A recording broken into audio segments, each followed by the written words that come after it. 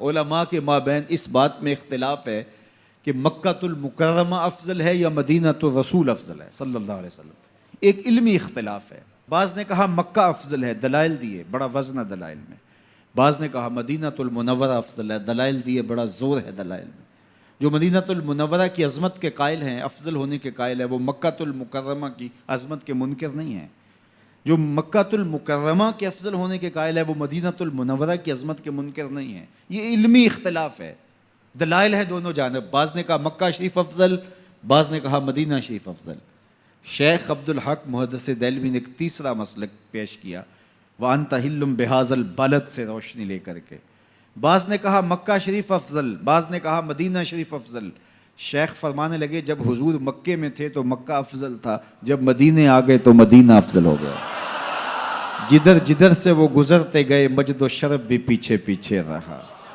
چند لمحوں کے لیے ٹھہرے تھے تم جس پیڑ کے نیچے، چند لمحوں کے لیے ٹھہرے تھے تم جس پیڑ کے نیچے، سنا ہے آج تک اس پیڑ کا سایہ مہکتا ہے. مکے میں تھے تو مکہ افضل تھا، مدینے میں تھے تو مدینہ افضل تھا.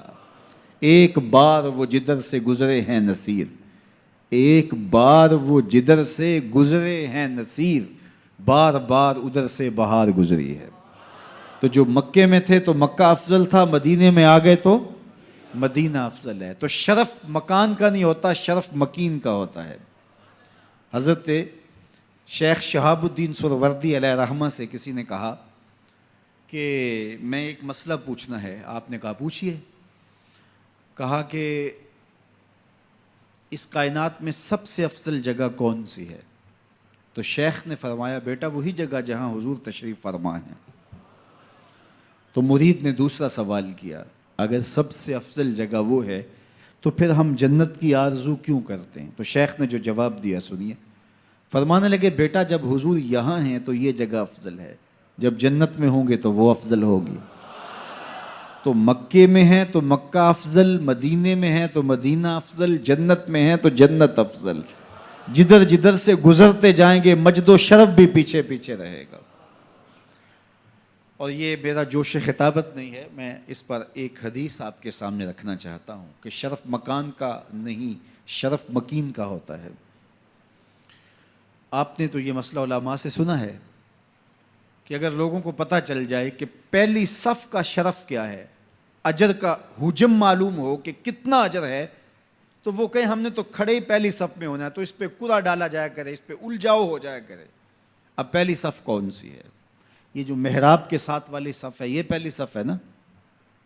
لیکن اگر امام مصلی اٹھا کر کے برآمدے میں لے جائے تو مجھے بتاؤ یہ پہلی صف رہے گی؟ اس کو شرف نصیب رہے گا؟ شرف برآمدے کی صف میں چلا جائے گا. اور امام وہاں سے بھی مصلی اٹھا کے صحن میں چلا جائے تو بتاؤ برآمدے کی اس صف کو صف اول کا شرف نصیب رہے گا؟ تو یار صدیاں گزرنے کے بعد میرے جیسا امام مصلی یہاں رکھے تو شرف یہاں ہو، مصلی وہاں رکھے تو شرف وہاں ہو، مصلی برآمدے میں ڈال لے تو شرف برآمدے میں ہو، مصلی چھت پہ لے جائے تو شرف چھت پہ ہو، مصلی صحن میں رکھے تو شرف صحن میں ہو. یہ تو 14 صدیاں گزرنے کے بعد میرے جیسا شخص مصلی بدل جائے تو شرف پیچھے پیچھے ہو. تو نبیوں کا امام مکے میں ہو تو شرف مکے کو ملے، مدینے میں ہو تو شرف مدینے کو ملے، جنت میں ہو تو شرف جنت کو ملے. جدھر جدھر سے گزرتے جائیں گے مجد و شرف بھی پیچھے پیچھے رہے گا.